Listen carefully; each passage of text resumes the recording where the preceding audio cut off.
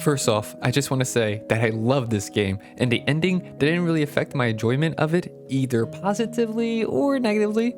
But now, with that out of the way, let's talk about the ending, including the final boss, a surprise, now canon character, and those MCU-like post-credit scenes, and what those could mean for the future. Let's start with a brief discussion about Sage. So she essentially stalks you all game, and through Sonic's actions, she comes to realize that he is their best shot at defeating the final villain, something I predicted 50 years ago with the lyrical breakdown of Vandalize. Let's go! But it really wasn't too hard to predict. So then, staying true to many Supersonic final boss fights, Sage and Supersonic head to space, and this is where Ish takes a turn. There we come face to face with the End, the enemy responsible for destroying the Asians' original homeworld and chasing them off to the Starfall Islands, where they then met their end by the End.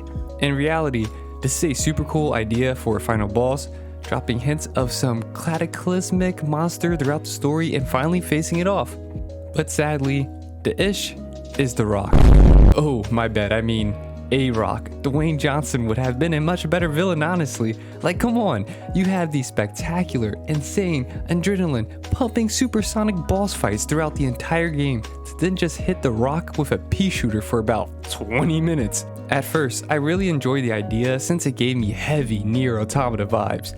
But at the same time, I thought I would eventually throw hands at Supersonic, but that portion gets turned into a QTE. I will say that I did enjoy the challenge that The End brought, but it would have been nicer to build upon the Supersonic fights, and not the hacking segments that are very brief.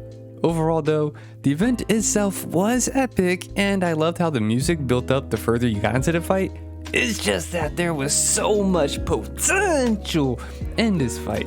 Oh well, after several defeats, I mean after finally learning to End's attack patterns, yeah, you get to defeat it. And on some Sonic Adventure 2 and Sonic Unleashed-ish, your ally has to make the big sacrifice move to save. Not too surprising, but I did like the touch of Sage saying her final wish, which was for Sonic to keep Eggman safe, which we know ain't happening. Come on guys, we need a franchise. But I did enjoy the change of pace of having someone actually like Eggman, and Eggman even finally enjoying the presence of someone else. In all honesty, I wish that dynamic was fleshed out more, and I wish Sage came into her personality a bit sooner to make her End feel emotional, especially when her song kicks in the credits. But ultimately, I wasn't too attached. Even Sonic ain't care much. Bull just cracked the joke and flew off with his homies. Didn't even give a moment to think about Sage like how he did for Shadow and Chip. Sonic ain't even give his condolences to Eggman either. So sad. But it's this scene that shook me the most, because now we got the confirmation that an alternate universe character is now video game canon. Boy. Wonder if Cream and Sticks are ready. What Sticks? Make a road trip out of it. It'll be good to get back to my island.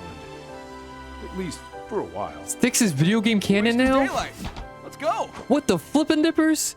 And this character is Sticks from Sonic Boom. Like, holy smokes, when Amy dropped that name, I flipped out.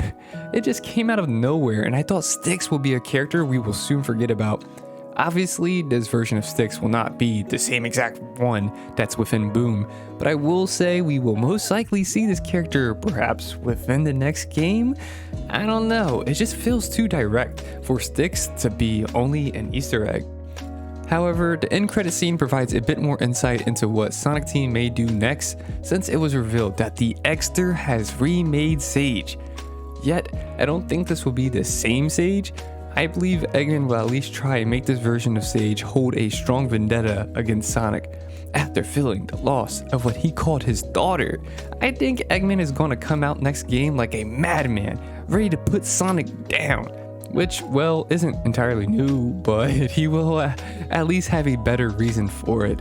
Maybe seeing Sage's attachment to Sonic being the reason for her end to the end. Who knows, this could occur in the next game? Or maybe we can get some Sonic Frontiers DLC?